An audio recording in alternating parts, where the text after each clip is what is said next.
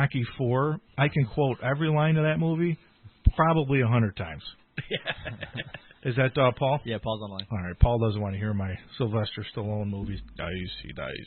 If he dies, he dies. Let's go to Paul. Hey, Paul, how are you this morning? I'm doing awesome. How you doing this morning, Ross? Doing good. Good to have you on, my friend. Thank you very much. I greatly, truly appreciate it. No problem at all. I'm talking to my 9-year-old son because I'm a football guy, and I was just telling the guys that I'm not going to put him in would have been his first year of tackle football. I'm actually going to put a lacrosse stick in his hand, Paul. Rock, that's the greatest idea you got going. All honesty, as far as as far as lacrosse, basketball, I know you're into the basketball thing too, and it's a great combination between the two of them. Yeah, no, I'm excited. It's definitely a sport, and I'll have you talk about it too. And it's a sport that's definitely on the rise. And Paul, when I was in high school, lacrosse wasn't as big as it is now. It's gotten much bigger nationally too. Nationally, throughout the world, actually, they're playing lacrosse in Uganda. As far as it's a sport, obviously, it's a running sport, so the action is there. And there's two styles of lacrosse. That's the one biggest thing that getting across to people. They've watched lacrosse for the most part. Maybe they've gone to watch some games or watched a little on TV, but box lacrosse and field lacrosse, obviously they're the same concept: score the goal in the net, use the sticks, but rules and the way the game is played is there's actually a lot of differences of how they play the game. And as far as there's not a lot of box lacrosse around this area, but we're trying to change that. We got a youth program going, and then obviously the Utic Yeti program going. And as far as if you're a person that likes physical contact, and in regards to the men's league, the children's league, we bring them up just like it's going through hockey. Your bantams, the peewees, or vice versa, however that goes. But it's the same concept. Each step you learn another trade of the sport. But then once you get to the upper box leagues, that's where contact becomes quite intense as far as that goes. And we're talking to Paul Noecker, the general manager of the Utica Yeti Lacrosse Club. They're set to start next week, next Saturday. Paul. Fire it up next Sunday. Next Sunday, the 6th, at the Utica Odd at 2 p.m. We play the Salt City Eels. They're the Syracuse-based team, and just the Syracuse Utica. There's rivalry right there, right in the beginning. Just because.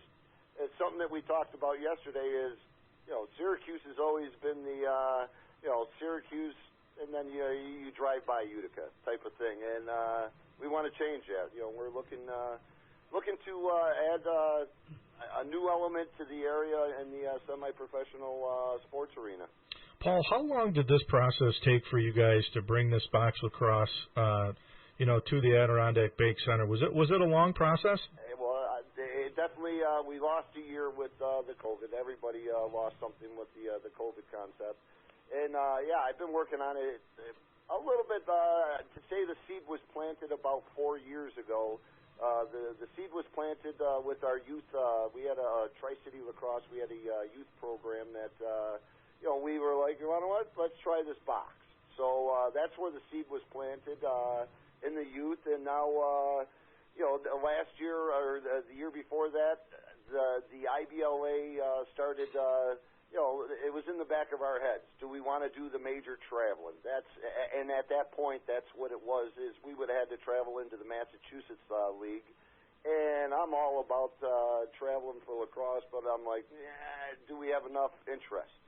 So then the pandemic hit, and we was going to have a team in the IBLA last year. And then with everything being shut down, they didn't add any new teams.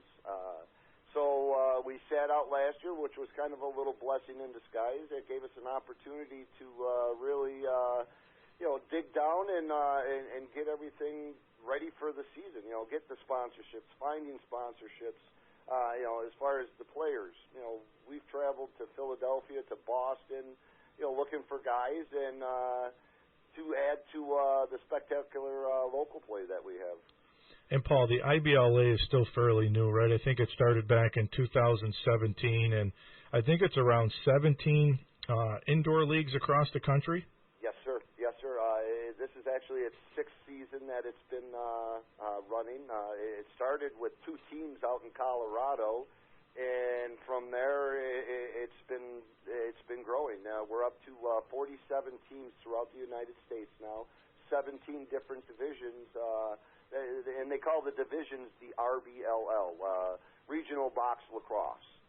But it is all played inside the IBLA, Interstate Box Lacrosse League. And, Paul, for people that don't follow lacrosse too much, that'll come down to the games and watch it, what's the major – I know you said there's a lot of differences with the box lacrosse. What are some of the main differences? Biggest difference as far as the physicality. In the field of the game, they've definitely, when I started Coach Warwick and Coach Meese, they introduced me to field lacrosse. Here's a stick. You play football, we want you to clear the crease.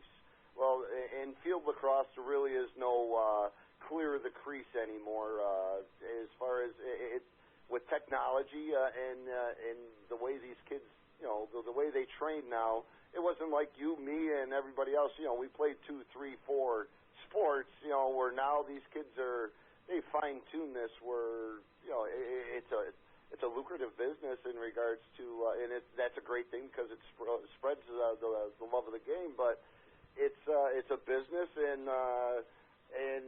these kids, they're into the business. I got local kids sent me some stickers the other day because they started their own business. Our RIP Rip Lacrosse, God bless them. And that part of the game, that's what's a lot of special is you can be a high school kid and let's take a stab at this. Let's do something because we love to do it.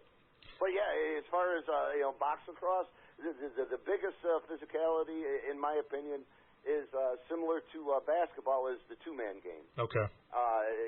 In basketball, that's what it is the 2-man game, and it is in lacrosse. Righties stay on the right side or on the left side. Lefties stay on the right side, and you don't you go through the triangle motions, but you stay to your side. In field lacrosse, we do a lot of we want our kids to have the right hand and the left hand. Be a little bit more be able to use the space that is in the field. Box lacrosse, it's tight. You keep the stick close and you keep your head up because there's a check that is on its way. And, Paul, you guys have a pretty good-sized roster. I think it was about 28 guys on the team. Any local kids? Yeah. I got 13 local guys from whether it's from Rome, Whitesboro, New Hartford, Clinton. These are guys that have come, to say the sad thing is, and it makes me know that I'm getting old, is I coached a couple of these guys 25 years ago when they was in the youth programs, and now they've come through the ranks, and it's special in that manner to see them coming through the ranks. But yeah, we got I got the 1, 2, 3, 4, 5, 6, 7, 8, 9, 10, 11, 12, 13. I got 14 locals on the roster. That's awesome. It is. And, as far as the transition that they've made, they've bought into the process. It's a different style of play, and them being field lacrosse players to now transitioning inside the rink, they've put the time in. We've been practicing 2 times a week, Wednesday nights and Sunday mornings, mid-morning, and the training, they're putting the training in. That's they bought into the process, and there is a process, and the main stake that we have is we want to be in Florida on September 17th playing for a national championship, and a lot of these guys, they have the that field experience as far as Brandon Miziak, a national championship at Cortland. Nate Farrell played for RIT, Syracuse RIT, and then went on last year and won a national championship, a world championship with the MLL Boston Cannons. and these are local kids, and it's amazing. Some RFA kids that I've coached. Tyler Baker. This kid I've known since he's about, I remember Tyler. I don't know, 5, and now he's gone through his high school, he's gone through the college, and now he's playing Yeti ball, and I'm excited. I'm excited. And Paul, how about Tony there, the head coach? He's got a lot of experience too from coaching and playing. Talk about how special he is.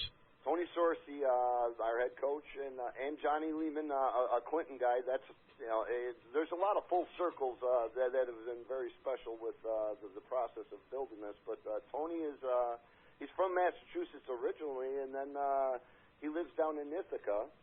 He says the way he calls it, it's between the lakes. So he's driving up here twice a week, and the experience that he has, he played for the the Buffalo Bandits in 2008 and 2009, and to listen to him talk as far as about his coaches that he had on the Buffalo Bandits, and be able to generate that information to our guys, he's a special coach. He's definitely got an opportunity if he wants it, and I think that's possibly in there that maybe someday reaching for the stars himself and get on that NLL coaching staff someplace. Well, Paul, you weren't too bad yourself as a player either, my friend. Well, those days, like everybody else, those days definitely had their day, and I'm thoroughly elated to just have the opportunity. I'm still in the game. Yeah. That's the coolest part, and the best part about it is I don't have to. It's not the best part because I miss the coaching concept, the bench time, the locker room time. That's incredible stuff for a former player, a guy. For the players that still, for the guy that still wants to be involved in that, but the GM stuff has made it even more special because I've been able to focus on sponsorship, finding the Utica Memorial Auditorium, working with the odd guys have been what a world class. They got a world class organization down at the Adirondack Bank Center. And Paul, this is Pags. For those that don't know, tell us a little bit about your history with lacrosse and where you played and what you've done over the years before signing on with the Yeti here. Well, myself, I'm a RFA grad. I graduated in 1990, played for Mike Warwick. At that point in time, I wasn't a book-smart kid, so I did what you got to do, and life continues. So got a job, but then I returned to coaching a couple of years afterwards. I spent 5 years coaching with Coach Warwick and Bartlett and Mike Bartlett. And then from there, in 1999, a local friend of mine, high school coach, and then turned college coach, Bob Leary, over at SUNY Poly, asked if I would be interested in being an assistant coach over there. And I was, God bless Bob. What a great coach. As far as from there, I had the opportunity to be the head coach at Mohawk Valley Community College for 3 years.